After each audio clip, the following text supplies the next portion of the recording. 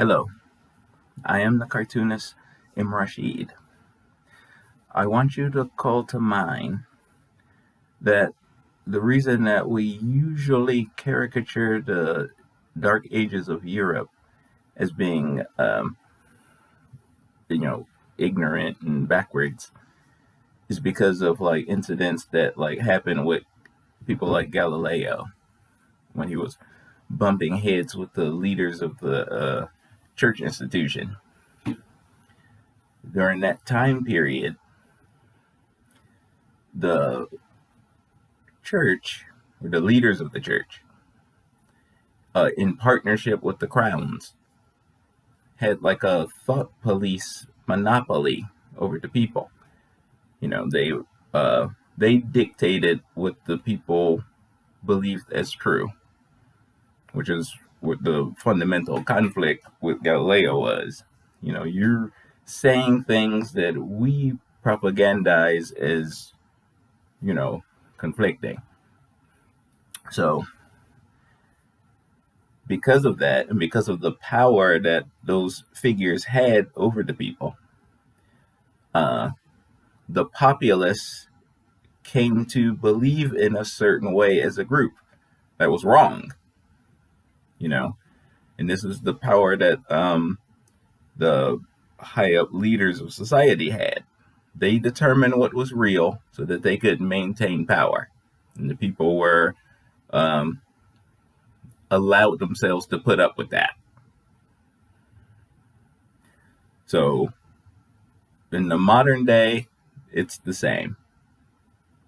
People in the modern day believe certain things that the 1% class need them to believe so that they can maintain their wealth hoards and their power over the people and the power over the markets and etc. So when people tell me that I hold positions nobody in the real world does, what is that supposed to mean to me? Because people like me, who are like, you've seen like memes where they're making fun of like historians and stuff, where they're like, historians and economists and people like that who like, here's what, you all should do according to what this looks like. And usually the people in power ignore that kind of advice or ignore that kind of analysis. They like lean towards, how can I stay in power? What is the tried and true rhetoric and methods to let me hold on to this particular office as long as possible? The truth is going to make me unpopular. And I may not, I'll lose sponsorship. That's what the people in power at the varying levels of it have to deal with or believe they need to kowtow to. So they need the bulk of the people to think a certain way so that they can easily hold on to their seat and just dial it in whatever they're supposed to actually be doing. The system is set up this way. I'm not going to fix it. So I just dial in whatever this particular job is supposed to be about and collect my checks, and then I'm out. Then I retire and let somebody else deal with it. So the people that nobody is listening to, the people on the lowest level, the people who didn't win, the history is written by the victors. Therefore, it's the only people who care about the truth are the people who lost. They're the ones that, hey, that's not right, that's not true, racism is wrong, and etc. Whereas the people who conquered and won get to write whatever they want to write. They get to say whatever they want to say. They're the ones in power. They have all the money. So they get to, write whatever I want to write about history. And if you give any pushback, you just give yourself away as the one who didn't win. Because nobody cares about the truth except the ones who lost that battle.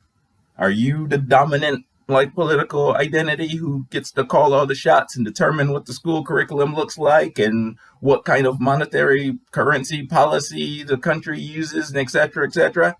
Are you that guy? No? Then that means you lost. And who cares what you think? Who cares what, the truth of what actually happened held up, because you don't get to say that. Therefore, you're the little guy. You're down there. So when the bulk of the people, when the masses of the people believe what history is written by the victors, the greater populace believes what the most powerful people say, uncritically, usually. They just swallow whatever they say and then just, you need to do whatever they tell you or you're stupid. So what do you mean? I just have to believe it or I'm stupid. What does that mean? I can't talk to you. That's what it means to be the loser in that story. I lost, so I didn't get the right history. My job is to look at history, see the parts that were left on the cutting room floor, and be like, this is important. Why didn't this make history? And then I get made fun of for it. In all caps, told that I hold positions nobody in the real world does, unquote. As if that's some kind of slight. This is not a slight. It's not a slight. Just because you won doesn't mean you're the good guy. That's what that means. So when you have a tantrum at the very idea that anti-racism scholarship should be taught to the nation's children, when you have a tantrum at the idea of truth being commonplace, it means you won, but it means you're the bad guy. Without doubt. That's what that looks like.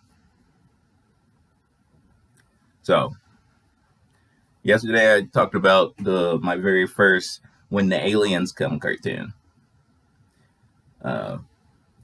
In the aftermath, there was a great deal of backlash from my ideological foe. They hated it. I mentioned that. But I was fascinated by that pushback. I'm like, oh, okay. Is this what's pushing your buttons? I'm a cartoonist. I am the cartoonist M. Rashid. And my MO is to see what pushed your buttons and double down on it. So I made an entire series that kept going. And a few years later, when I saw that the guys over on that particular site had been sharing it and making up and spinning it to mean whatever they wanted it to mean, I watched them. And yes, I have been lurking. You were correct. I watched them. And then I saw opportunity. Well, what would the alien do next after it gave these people the crowns and dismissed this one? They would use their power to try to fix the wrong. Unless they had some kind of policy like the Watcher from Marvel Comics, and it was like, I'm not going to interfere. But in this pretend scenario, what if he didn't feel that way? What if the alien was like, well, I'm going to use my power to fix this, because this is wrong. These people use their power to selfishly subjugate these people so that they could make money. So I'm going to use my power as the outsider alien figure to punish this person for what they did to these people. That's what my tree series was about. That's why it was like that. So the spin that my ideological foe puts on it is that, he's, notice that they need some kind of outsider to save them and stuff like that. Okay, you've spent this last 400 years monopolizing, subjugating, exploiting, plundering, so that you could maintain this position. The slavery institution all by itself gave you unlimited money. Enough money to kick Great Britain in the ass when you were just a ragtag few colonies, the 13 colonies or whatever, you kicked Great Britain in the ass with the money that was generated from the free slave labor economy. So using that wealth generated is how you maintain that power. And it was in your best interest to hold my people down. So to make fun of me and say, like, look at you, you can't even stop the the the the fraternal order of police and the greatest military in the world, and so you can't keep all of these people from, like, so that you can do this or do that. You sound crazy. You sound psychopathic. Psychopathic is how you sound when you say that kind of craziness. Just do right. That's all you have to do. Just do right.